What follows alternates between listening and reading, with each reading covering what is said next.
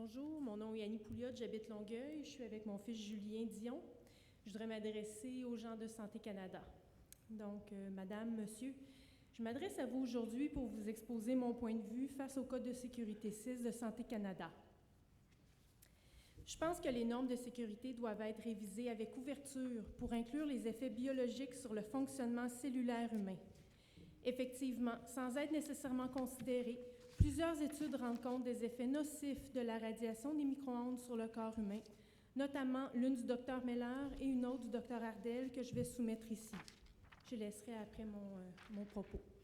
De plus, la position présentement exigée de démontrer un lien de causalité à un degré de certitude scientifique élevé est contraire au principe de précaution décrit comme étant un des principes fondamentaux dans le cadre décisionnel de Santé Canada. Les études mentionnées ci-haut, ainsi que le fait que les ondes électromagnétiques de radiofréquence soient classées comme peut-être cancérigènes pour l'homme dans le groupe 2B par l'Organisation mondiale de la santé, constituent des preuves, selon moi, raisonnables qu'un risque pour la santé existe.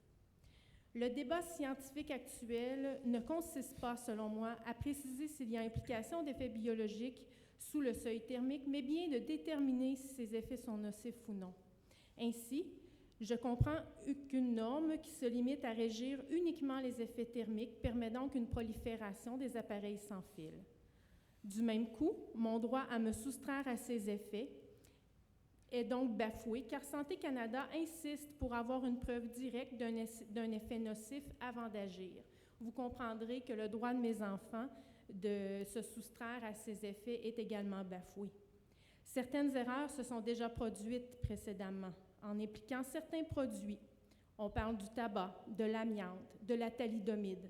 On prétendait sans aucun scrupule que toutes ces substances étaient sans aucun risque. Et pourtant, aujourd'hui, les conséquences néfastes associées à leur utilisation ne sont aucunement discutables.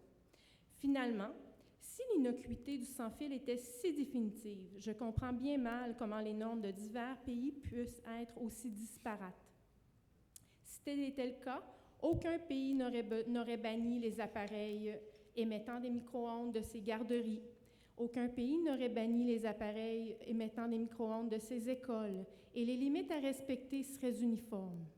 Il va de soi que la révision des normes canadiennes d'exposition doit se faire à la baisse, en conformité avec le principe de précaution soutenu par Santé Canada, afin d'assurer la sécurité de tous les Canadiens.